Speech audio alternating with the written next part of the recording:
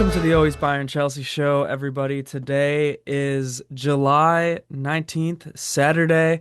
It is certainly, I guess, the summer break, but we're not really on break in regards to Bayern Munich and Chelsea Football Club. Please subscribe to the YouTube channel. We're pumping out a ton of cool stuff. Always Bayern Chelsea.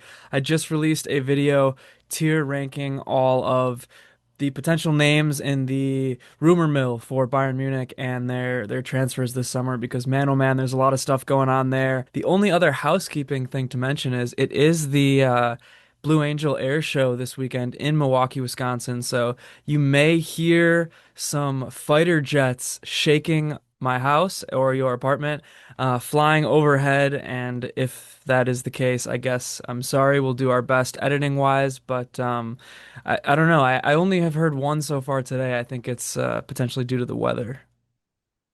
Yeah, the morning portion is mostly the water portion of the show. The planes, from my understanding, start at 3 o'clock, I think. So we'll see. I saw there's supposed to be more storms rolling in, which really would be a huge disappointment for the city of Milwaukee and the people here looking for a great show. Yeah, so we're gonna hopefully record this at the perfect time and sneak right in between the activities of the day. But yeah, I guess like I said, we are going to talk about here. What did you learn from each team, Bayern Munich and Chelsea, in the FIFA Club World Cup? Obviously, Chelsea won the whole damn thing, so they are champions of the world, and I think I learned a lot about Chelsea, and as far as Bayern goes, I think I confirmed what I already would have assumed about them going into this season. But do you have a place where you want to start? It doesn't matter to me if we start with Bayern or with Chelsea. Yeah, no, I think we start with Bayern. They're the team that bowed out of the competition first. And, I think they're just in a more interesting spot right now in terms of possibilities of things that we could see and things that could change. Yeah. Yeah, well, I've got some stuff. Number one, again, we learned this the last couple of years, but every single player on Bayern Munich is made of glass, and the whole medical team needs to be fired. No, but I mean, the biggest takeaway from the tournament for Bayern is obviously losing Jamal Musiala for an extended period of time, hoping that he comes back from that injury, and is able to get back to where he was. I think eventually he will, but you hear the 5 month timetable to get back to playing. And I think realistically, this whole year, he's not going to be quite back to himself, but I think eventually he'll get there. I read a lot of pieces from various doctors and obviously conflicting opinions. There are some people that say he could never be back to where he was. There are some people that say he will definitely be back to where he was. So yeah, I mean, who am I to give a medical diagnosis on a footballer? But that's obviously the biggest thing for Bayern Munich. He's the future of your club. You just signed him to a large extension. You made him the face of your franchise, and he goes down. Obviously, tough to see. Yeah, that actually was my one thing I was gonna bring up. I felt kind of harsh to bring up right away, but nonetheless, yeah, I would say we certainly learned or even confirmed that Bayern still need to figure out the best way to play without Jamal Musiala. When he was injured at times last season, I think it certainly showed that Bayern lacked some creativity and really a consistent presence in the middle and a little bit on that left-hand side. Not talking about Harry Kane, I think what he brings is always phenomenal and he's clearly their best player, but what Musiala can bring in addition to that is really important. They did make him the future of their team. So to be without him, they still need to figure out how to do it. It's a huge ask. I understand that. When you're losing your key marketed player, it's going to be tough, but they'll need to figure out how to do it for, those months where he'll be out. Yeah, and piling on top of that is the loss of Thomas Muller. He's a guy who could give you some creativity and consistency at that number 10 role. Obviously, he's not a future of your club type player, but losing him is going to be massive in so many different ways. obviously his play on the pitch, but also his leadership for anybody who they bring in to play that 10, but his leadership for the team as a whole in the locker room there. I mean, the guy was basically like another coach. So yeah, and that kind of like leads me into the other thing that I learned slash confirmed about the Club World Cup is that Bayern just needs more depth. They have a really talented squad. They have some really talented starters, but they need more depth in terms of, I guess, attackers and also I would say on the back line. I think the midfield they're fine with depth, but yeah, Bayern has a super strong starting 11 when everybody's fit, but besides that there are other teams out there like PSG, I think is a great example who has a lot more depth than Bayern Munich does. Agreed. Bayern would probably like some depth, certainly in the attack. They have kind of some guys that you always think can provide that, but clearly they need something else. We've talked so much about their wing play and kind of the options they have now with Coman, Gnabry, certainly Olise is one of their star players, but they need other guys that can consistently step up. And you need to have options where if somebody's not playing well, go to your bench, whatever the case may be. And I think that's why they've been active in the market for either a winger or a guy who can also maybe play striker a little bit. And that's going to be key. Certainly losing Muller, is not going to help that. Musiala as well as we talked about. But even in defense, I think at times you need some better depth. And getting Ta, I think, helps. Stanisic will be more integrated into the team. Who knows with guys like Ito. Um, but I think it's just always key to have depth, as you said, and especially when you're competing in the Champions League. Yeah, and I mean you kind of hinted at it there, but that was another point that I had for Bayern was they need a left winger. I mean, it's been obvious really last season, I would say. You could even go back farther than that, but um, you just need a new left winger to inject some life into that area of the attack. Last summer, you hit a home run grand slam on the transfer of Michael Olise. He came in, was better than anybody expected. I don't care what kind of oracle you think you are. Nobody projected Olise to be as good as he was. I mean, the guy was absolutely phenomenal. I mean, his numbers are incredible. Go back and look at him. Go back and watch him play. I mean, he blows me away every time I watch him play, pretty much. And Michael Olise has now locked down that right wing position. No ifs, ands, or buts. Nobody is coming close to taking that role from him.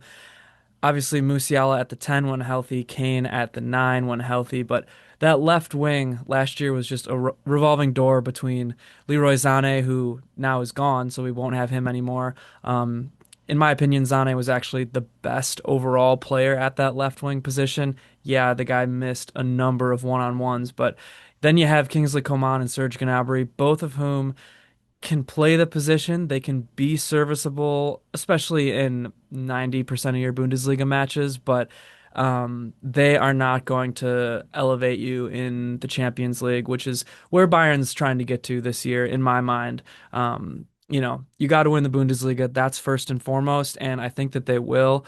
But you have to build on what you had last year. You got to go farther in the Champions League, and you got to at least strive for a double, maybe with the Pokal as well. That's where my mindset is at, and I don't think that Coman and Gnabry can push you into that upper echelon of top Champions League. Yeah, I certainly agree. And we've seen that those guys aren't able to get the job done in recent times. I think they've been tremendous in the history of them playing with Bayern, without Bayern, however you want to look at it. But, over the last couple of years at least, we've seen that they haven't been able to quite get it done. There's a lot of guys that you could bring in at left wing. You certainly talked about all of them, I'm sure, on the episode that you just put out. So definitely go watch that to really dive into that left wing position specifically.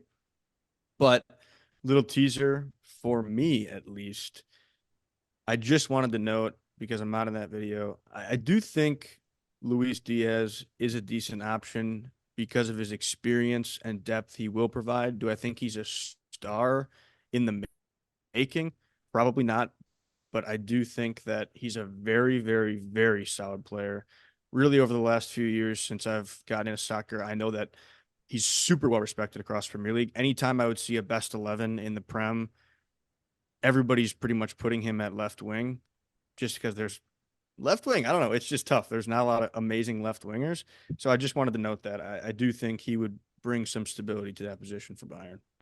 Yeah, I think he would be a decent signing. You know, I had a lot of guys in that kind of B or C tier just because, again, what I just mentioned is I'm looking for somebody who can bring this attack up past where it was last year. And again, you're losing Muller, you're losing Zane.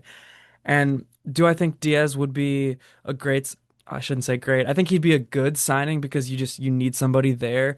The other thing about Coman and Gnabry is they're never healthy. They're never consistently healthy, so you like desperately need another guy there. And I think yeah, Diaz would be good, but at the moment, I don't see him really pushing Bayern up into that level of literally like top teams in the world. And that's obviously a huge ask. Like that's a monumental ask for a player. There's not a lot of players on earth, honestly, who are that good, like that caliber of player.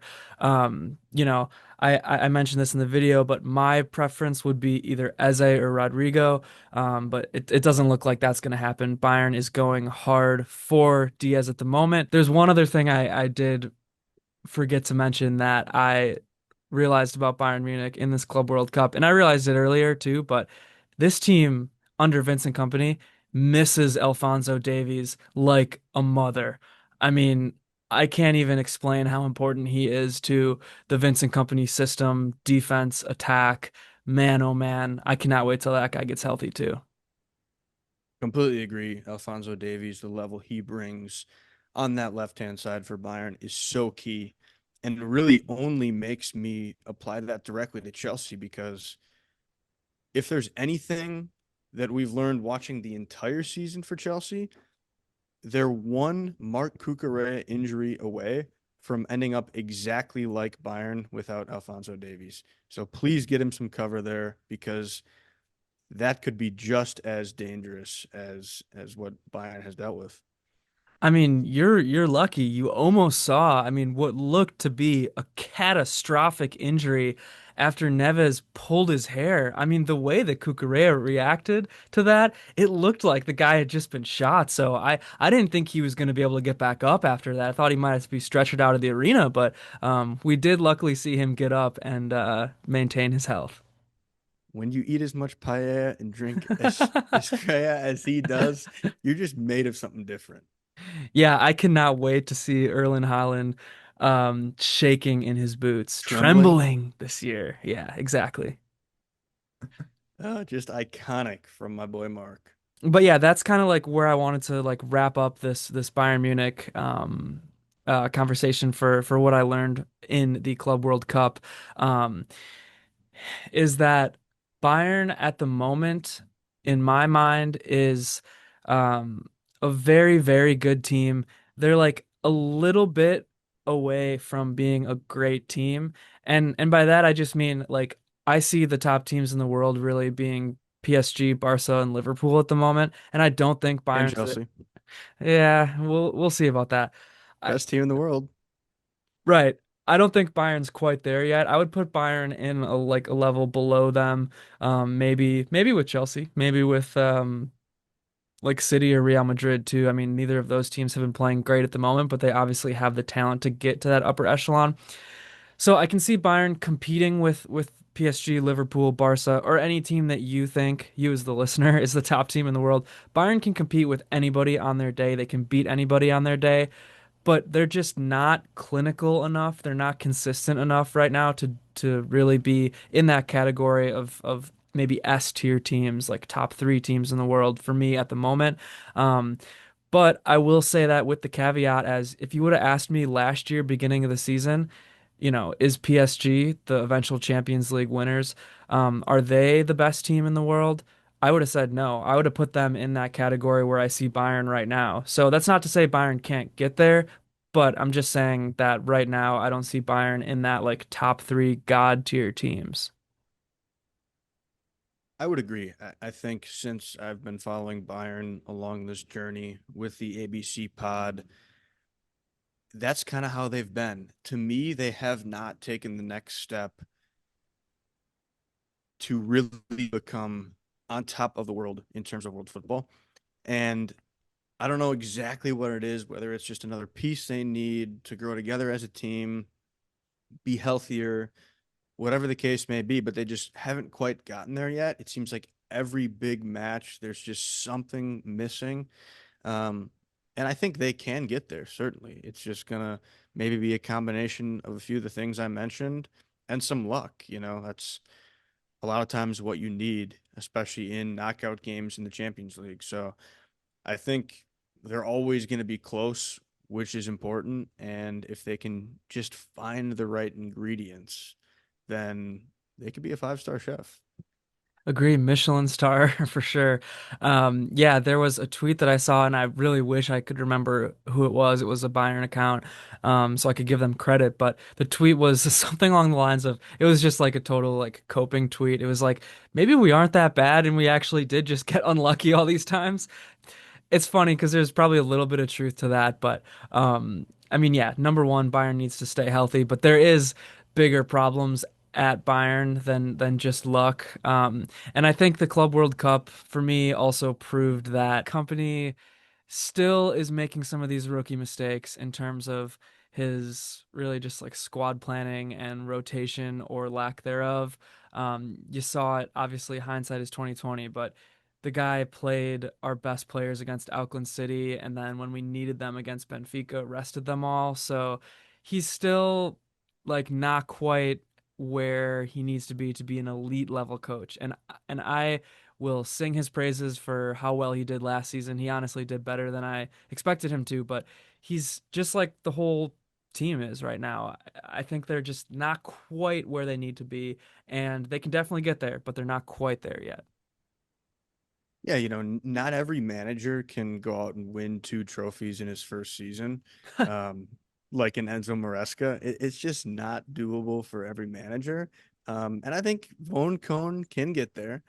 He's only gonna grow as he gets more experience as a manager and with this Bayern team specifically. So I'm not too worried about Von Cohn. I think he's shown great things in his playing career with his IQ and his ability to be a leader. So I do think that will translate very well for him as a manager of Bayern, and I think he'll be okay. I think Bayern's in good hands.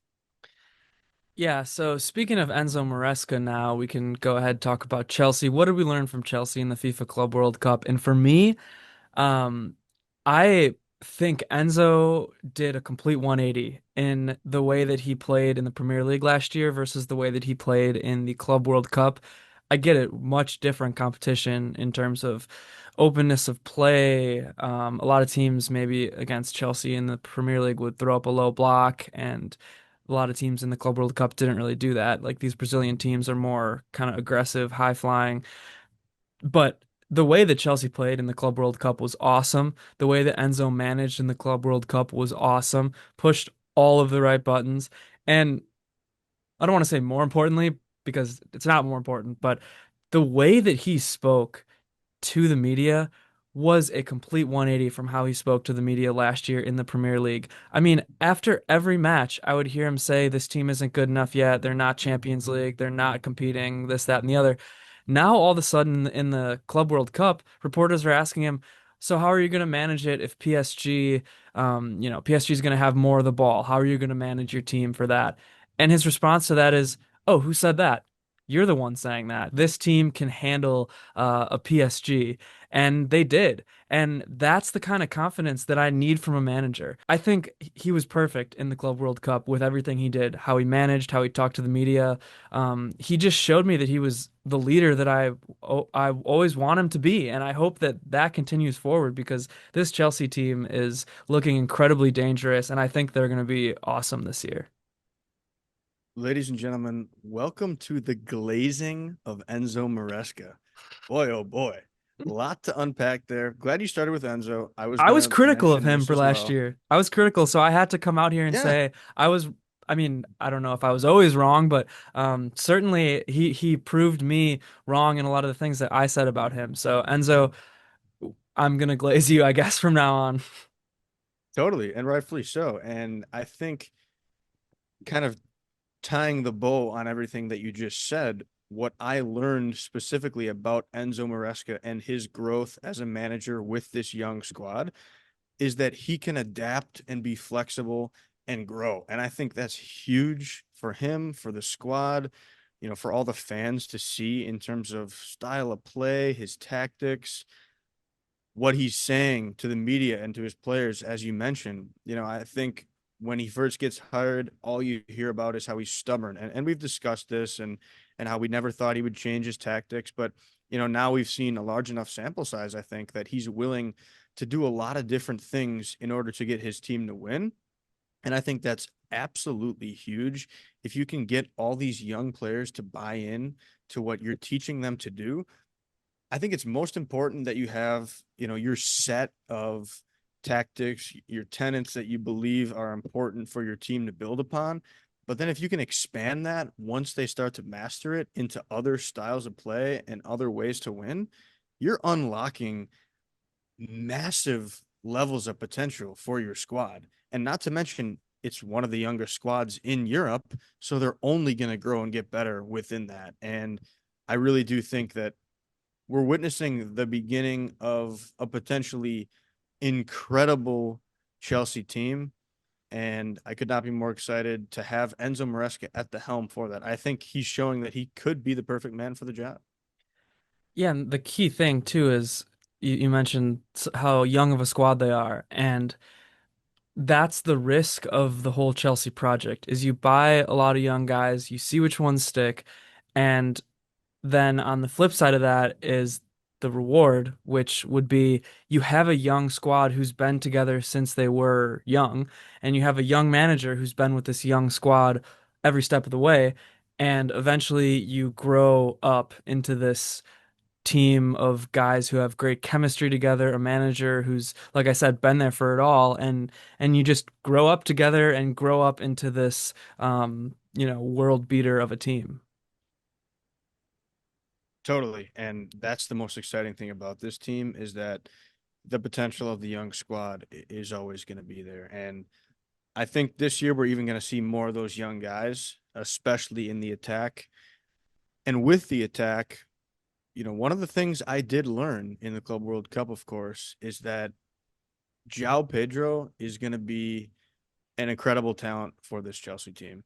What he showed in 3 matches, I think, scoring 3 goals and with his link up play, I think he showed that he's going to bring a level of competition, mentality, and performance to the striker room and the attack room in general that will only make everyone else better. I think his competition with Liam and Nico, if he stays, which I'm hoping he does, will just be so key for this team to get better. And man, what he actually displayed in terms of his talent on the pitch, so special, so special. The goal scoring ability, his passing, his IQ, the runs he makes, it's just a different level. And I did not expect that right out of the gate. And to me, he can only be better as he learns the rest of the players on the squad. Yeah, I think I'm most excited for his competition with Donnarumma and Luis Enrique. I hope that I hope that they grow into no. Yeah, I'm totally excited by the potential of João Pedro. I mean, what a start to his Chelsea career. Winning a trophy before he even has a locker in Stamford Bridge. So, yeah, just incredible stuff from him. I think he really could be the key puzzle piece to completely unlock this attack, to unlock Palmer, potentially Delop. I don't know if they would play at the same time, but you know what I mean. And then the wings, Neto, Gittins, whoever else it might end up being. And yeah, I really think that he's potentially the key link up piece that Chelsea's attack needed. Yeah, and a few of those guys that you mentioned, I'm very excited to see more of. And I did want to shout out a player that I think people have been giving love to for sure, and he's been getting some attention, but I don't know if I've necessarily talked about him that much in the Club World Cup. And it's maybe something I learned or confirmed or just maybe am realizing as I watch this Chelsea team, but Pedro Neto still has another level that he can get to for this Chelsea team, and he could end up being one of the best players on the team in this attack, which I maybe would have been so surprised to hear myself say 6 months ago, because frankly, he wasn't settling in the greatest at times. When he goes against certain teams, maybe it's tougher for him, but what he showed with his consistent level of play on either wing, as a wing back defensively, being able to score goals when the team needs it the most, I think it's going to be so key. And he's gonna kind of be the deputy for Estevao to see how to become a great winger at Chelsea. And I think that's going to be so perfect. And I'm so happy for Pedro and what he showed me, and just excited to see what he can bring in this next season. Yeah, agreed. All this talk about left wingers too, and as I was making my tier list the other day for Bayern Munich's transfers, something that you said to me a long time ago rang true in this Club World Cup, and it has been in my mind ever since you said it. And I don't know why I didn't think about it this way, but I profiled what I'm looking for in a left winger at Bayern Munich, and you said to me, "That's Pedro Neto." And I thought about it, and you were right. I mean, it is Pedro Neto, a guy who has a great work rate, tracks back, is more of a touchline winger, can cross, can do those basic things consistently. And I say basic, they're not really basic, but they're basic for a winger or should be basic for a winger. Um, and that's what I'm looking for a left winger for Bayern. And I keep coming back to that in my head when you said that to me, because the more I think about it, the more I realize it's true. Now I'd want to see somebody do that consistently, at least for a whole season. Where Neto obviously had a little bit of an adjustment period at Chelsea, but the things that he can do are indeed very, very special, and I think he's going to be a great piece for Chelsea. I always forget about Estevao as well, because he's going to be coming in this season, and he really showed what he could do, even against Chelsea in the Club World Cup. He certainly did. With that goal he scored against Chelsea, unlimited level of potential. And I hope the fans just know that you got to be a little patient with him. He's a tiny guy. He's going to have to grow into not only his body, but into the team, into the league, country, completely new world for him. So let's just take a breath with that and understand that that's going to happen. But, the last kind of piece I wanted to touch on here for Chelsea, and I'm never going to stop talking about this specific point. No, I'm not going to say the world champion thing, although now I got to slip it in that they're the best team in the world. But I don't want to stop talking about Cole Palmer and his potential in terms of being the best player in the world. He could be a guy that ends up at the top of the Ballon d'Or rankings. Obviously, we're not massive fans of that award necessarily, but what he has shown in the brightest stage, the biggest moments, and the most important games in his career, he steps up. And what that will do for Chelsea is so huge, so underrated. I can't wait to see him do it again this year. But man, he really can be. He's already a top player in the world. I think you have to say he's probably top 10, and he can only do more. It's going to be so fun to watch. But I had to shout him out again because we certainly saw it again in the Club World Cup. Yeah, he definitely steps up his level in these do or die moments, and that's exactly what you want out of a player, out of a future leader. And yeah, I mean, Palmer, what he did in that final to PSG needs to be hung up in the Smithsonian, I think, because man, oh man, that I watched that slow motion video so many times of the goal where he had the fake and then the other fake and then literally placed it in the perfect unreachable spot past Donnarumma. Yes, I'm gonna keep bringing up his name as the man who injured Jamal Musiala, but Yeah, I mean, just special all around. Yeah, I would say might as well put it in the Louvre, really, to rub it in PSG's face. Exactly. Well, that's about all I wanted to hit on in terms of what I learned from this FIFA Club World Cup for Bayern and Chelsea. Do you have anything else to add? No, I miss the game right now. Watching Chelsea, it's going to be a long, you know, two-ish more weeks here or whenever until they return to training. I think some of the guys are at training, the guys that weren't part of the Club World Cup squad, which is a lot of the rejects that are going to get sold, as well as, academy guys, of course, they actually played today, the U21s. And then, guys like Gittins, I'm sure, are probably training and stuff. I'm not exactly sure how that works, but although he was with Dortmund, so I'm sure he got some time off. But nonetheless, I miss Chelsea football. There's other teams playing in the preseason. I will say I'm slightly worried about the lack of preseason. They're only going to have the two games right before the start of the season. We'll talk about it more as we get closer, but it's just really going to be interesting to watch how all this unfolds before the season starts. Yeah, and I guess speaking of preseason, um, one more thing that I need to slip in here is Eric Ten Hag's Bayer Leverkusen lost 5-1 against Flamengo's U20 team. So um, let's just let that one sit. I'm still upset at how Leverkusen went about the Jonathan Tah situation last year with Bayern and even a little bit of the Florian Wirtz. So I'm gonna rub it in their face while I can.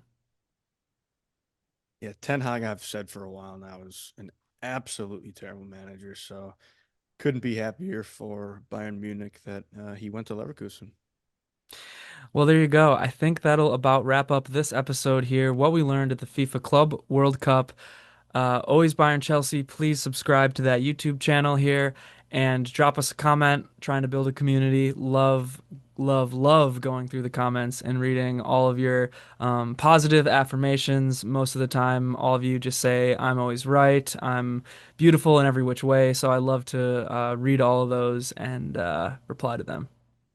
Yeah, and if you're still listening at this point, comment, where you're watching from. I'd love to hear if you're in America, overseas, whatever the case, whether you're a Bayern or Chelsea fan. But yeah, would just love to know what part of community, whatever. You know what I'm saying? Just comment. Exactly. Thank you again for watching. This has been Always Bayern Chelsea. I'll send us off now. Mia san Mia. Up to Chelsea.